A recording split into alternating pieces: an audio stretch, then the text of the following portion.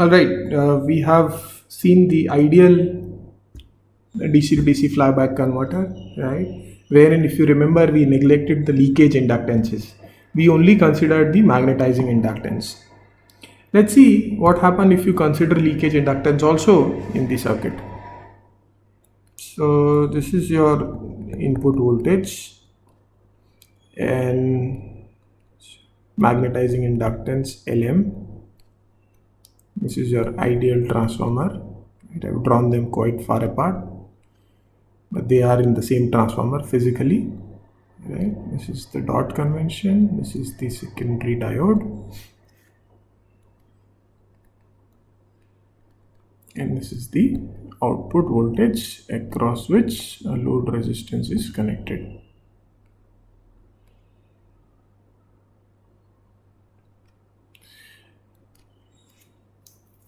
Now, if you see in this case, the in general operation was that when you close this switch S1, right, in that case your current builds up through the magnetizing, so let me call it as ILM, right, and when you turn off S1, then the current flows through this ideal transformer and it flows on the secondary side and it charges the output voltage and it discharges the magnetizing inductance. So the basic principle was energy getting transferred from input to transformer and transformer to the output.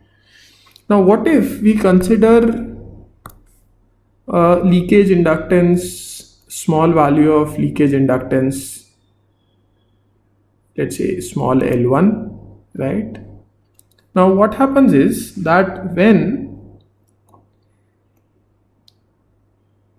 first S1 is on, right, and then your D2 would be on. So when S1 is on, the voltage across S1 was 0, right, and as D2 becomes on, we have seen that the voltage becomes a positive value, which is because of the input voltage and also the reflected voltage on the primary side, right, and that is the voltage which the switch S1 has to block, which we have seen in the previous video. But then because of this inductance, leakage inductance L1, there is an additional problem. The problem is that this leakage inductance L1, because you have opened switch S1, it does not have a path to complete, because the only path it has to complete is through this switch S1. So if you have opened this switch S1, this inductance does not have a path to complete. So now what will happen if you see switch S1, consider that this is a MOSFET, right, which has a drain, source and a gate, right. It has lot of parasitic capacitances in it, right, which can be clubbed into these three, which is capacitance between drain to source, capacitance between drain to gate, capacitance between gate to source. Now what will happen is, although the switch is open, so the channel is open, this inductor current would try to flow through this capacitance, right, and maybe part of it would also try to flow through this capacitance, right, and as it is doing that, what happens is, now if you consider this capacitance value is very small, generally in MOSFET these are very, very small values, therefore as the large amount of energy gets dumped to the capacitance voltage rises momentarily, right. So what happens is, your waveform no longer looks this way, it actually looks something like this. Let me redraw it. The voltage across switch, it is 0, and then when you turn it off, then the voltage goes above and then comes down, and then it would oscillate, and then it may slowly settle to this value, which is matching to this value, right. Why this oscillation? This oscillation is because of this capacitance and this leakage inductance. And now, depending on how much energy, depending on how much of value of these capacitances, C is very low, this peak value becomes very, very large, right. And let's say you have chosen a device of a rated of 600 volt, right, your normal voltage was 400, you have taken a device of 600, this peak might actually exceed 600, and if it goes above 600, then your device might get damaged and your circuit would get damaged, right. Therefore, because of this leakage inductance, your circuit, if you really build it with the same components as I've shown in this figure, your MOSFET would start damaging. So as soon as you load it, as soon as you start increasing its input voltage, the device, which is the MOSFET, would get damaged, right? So what can you do? There are obviously multiple solutions to this problem. One of the solution which seems very obvious at this stage is that let me add an additional capacitance. So solution one is add C external. So where am I adding C external? Here I am adding an C external. So if I add a large enough value of C external, what happens is the energy stored in the inductance is small. That energy gets absorbed by this large capacitance without really increasing its voltage, right? So, and what you can further do is you can add a series resistance to this capacitance just to damp out the oscillations faster, right? So if you add this RC network, then your waveform might change. Your frequency would also change, LC oscillation, right? And your system might sort of become like this. So your peak would reduce from the original value, right? By adding an external C and a resistance, RC kind of network across the switch, which is good. You would bring down the peak value. The only problem is that now when you turn on the switch S1 again at the next instant, then the energy that is stored in the external capacitance would increase the current in the switch S1 during the turn on time. It would dissipate more power, it would increase your switching losses, right? And it would also increase the current stress in the switch S1. Therefore, although this solution seems fine at this stage, people do not generally use this solution. This is also a kind of snubber. This is an RC snubber, right? But people do not generally use this snubber for this circuit. Now let's see the solution 2, which is certainly more popular than solution 1, although now people have even moved out of solution 2 and people are talking about a lot of other things. But still, let us see solution 2, which is an RCD snubber circuit.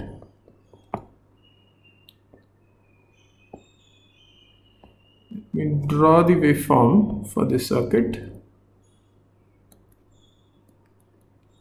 This is the input voltage, this is the leakage, this is magnetizing, transformer,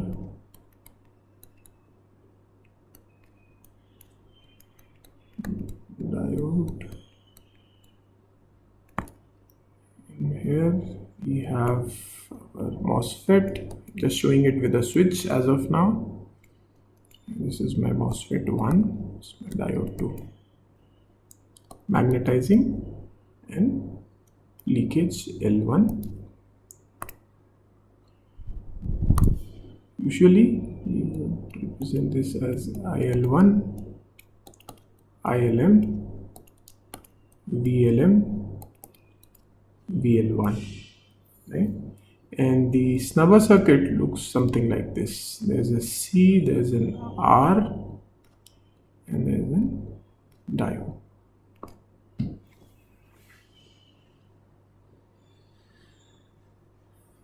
How does it help? It still dissipates the power, right? The only thing is that it does not strain the device or the MOSFET. Right, it still dissipates the power, but now it does not dissipate it to zero. Let me just take 1 second. Let me draw another circuit which is very similar to this circuit, and then we'll come back to this circuit. So it's the same circuit what we have drawn earlier. Only thing is I've added a diode in that RC network, right? So I've added a diode and an RC, right? So how does it help? It helps because when your main MOSFET turns on, this inductor current IL1 can still find a path through this circuit, right? At the same time, when your M1 turns on, this capacitor blocks the voltage, and your capacitor, this external capacitor C external, does not discharge to zero. obviously it does discharge a little bit of power through this resistance but does not discharge to zero. So your loss, what would have happened in the previous case, is more. Here you would limit the loss. There is still loss happening but much lesser. So this is an RCD kind of snubber. This is one of the realization. Other realization which you would see more popularly is what I have drawn before. Let me draw it again now, which is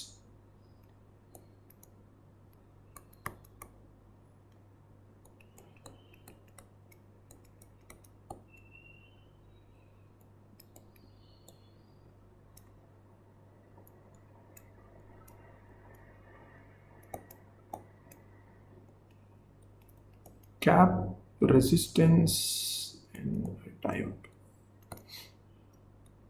Right, there are some differences between the two. As you move along, as you learn more from about the circuit, you would be able to appreciate the differences that happens in the two. The voltage that this capacitor value has becomes different depending on how you connect the circuit, whether in scenario A or in scenario B, right? That is the difference, which also changes the power loss. As of now, let's just try to understand this second circuit. And how does it operate?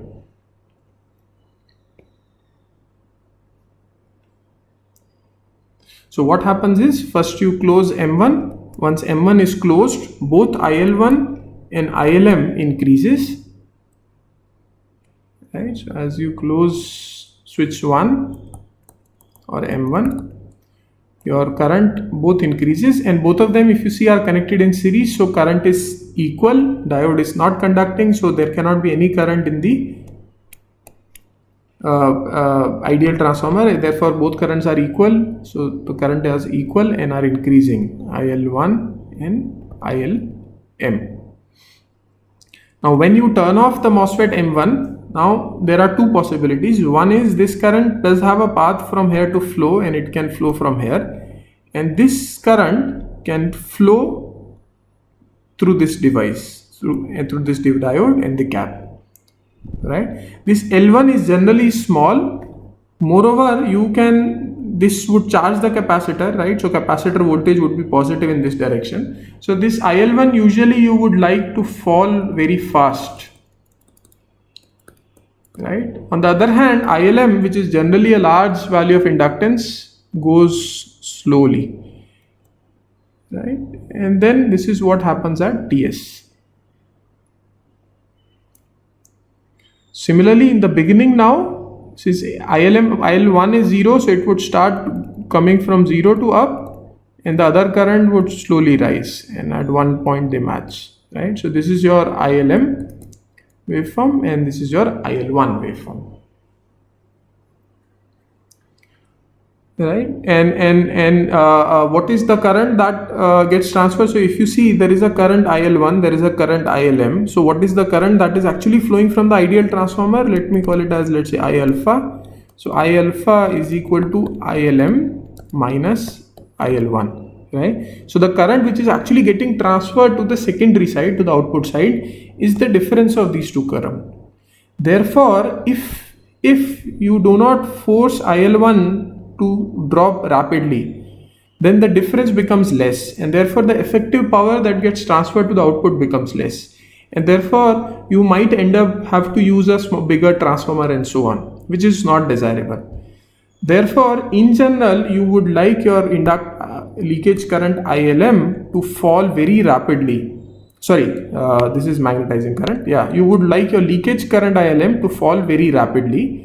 And how would it fall very rapidly? If C is a much negative voltage, and therefore this capacitance VC external, right? If your VC external voltage is large, it would ensure that the leakage current falls very rapidly. In fact, here I have sort of exaggerated. I have shown you much longer distance.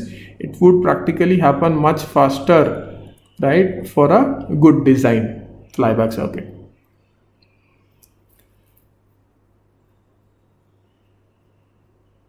If you want, you can also do some basic mathematics. So this is the basic understanding, but you can also write some basic equation, and we can see that what should be the value of this VC external, so that to ensure this happens, right?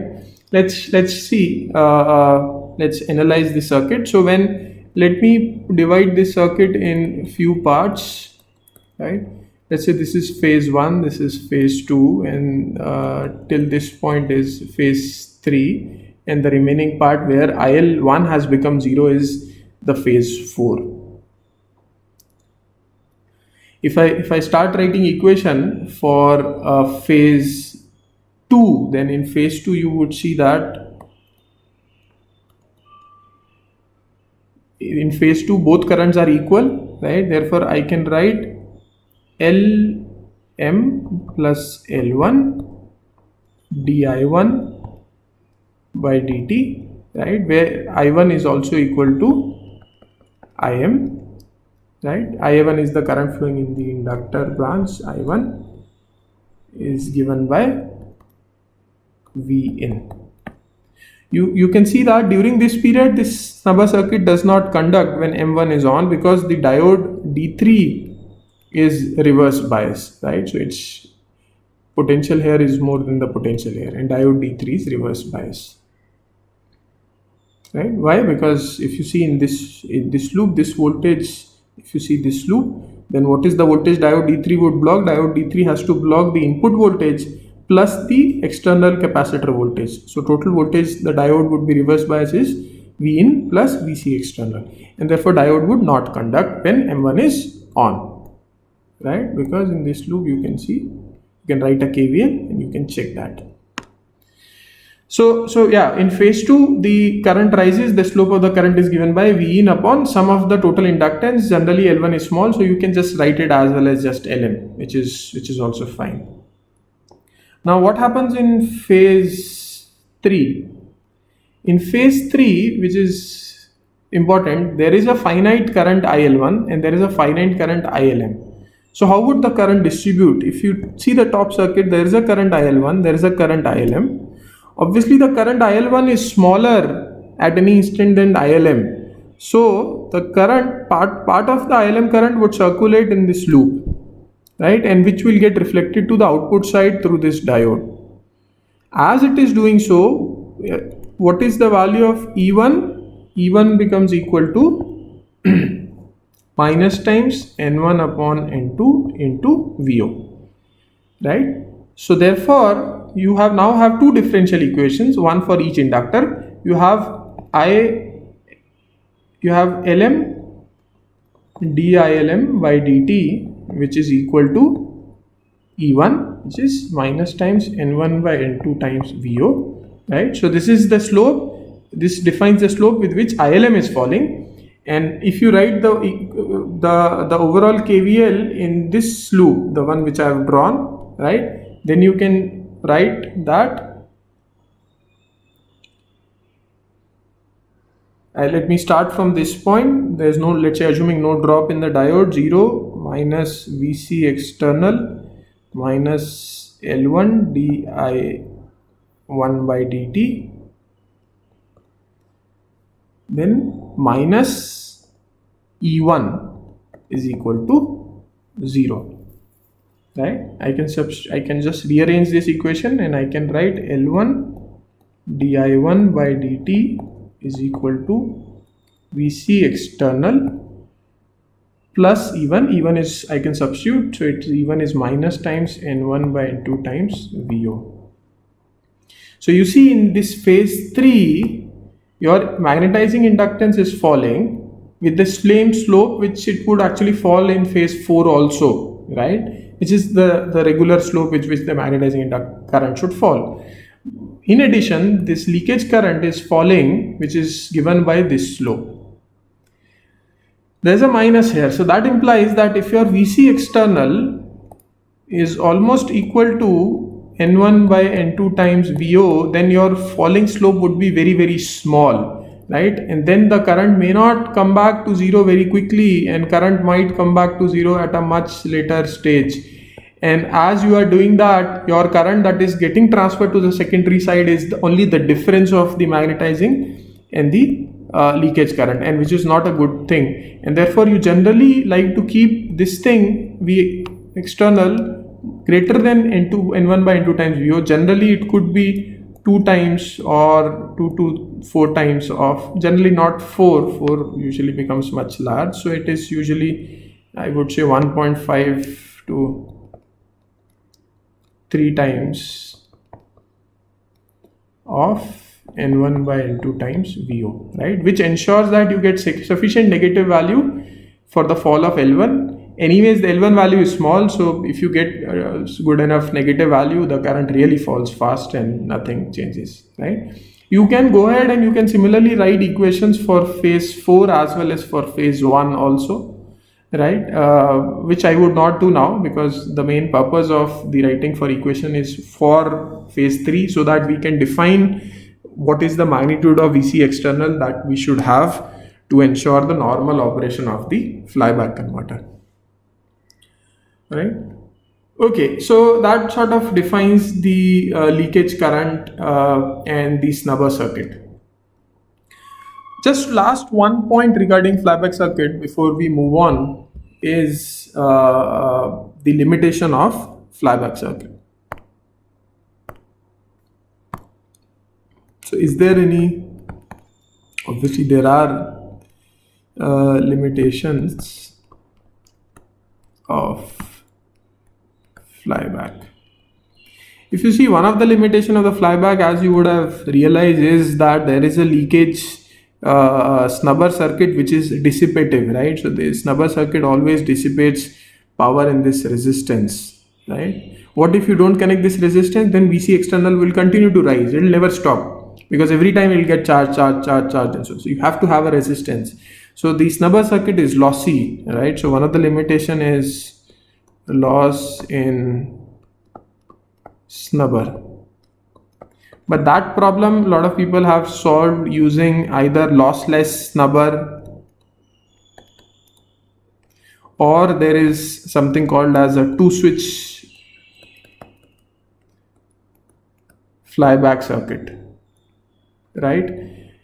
Or people call it lossless or active snubber. So there are quite a few solutions exist in that domain. Considering this course is not an advanced course, so we are not going into those details, but feel free to read it from other books or literature and papers and so on. What is the other limitation of the flyback circuit? Other limitation is sort of straightforward. You see, every time we need to transfer the power, first we store all the power in transformer, right, and then we transfer the transformer power to the output. So if you want to build a high power circuit, then you have to store a lot of energy in the transformer, and that would increase the size of the transformer. So therefore, in general, flyback circuit would require a big transformer, right? Although yes, it is not as big as it would be in case of a 50 hertz, because your frequency is still in few kilohertz, right? So let me not call it a big transformer, but rather let me say that the transformer size increases considerably with the increase in the power requirement. And therefore, generally flyback circuit is limited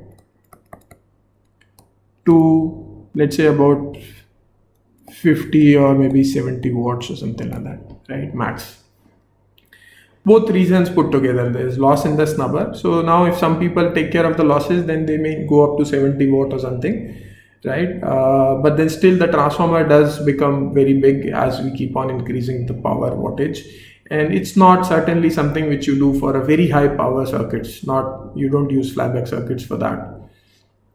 Although it does has a good advantage, if you see, as compared to the other circuit, which we are going to see in later stage. It has a very few components. There's a big transformer, there's a MOSFET, there's a diode, and there's a snubber circuit, right? It's a very straightforward implementation, and therefore it is very, very popular if you talk about low power applications, wherein the transformer size also remains small.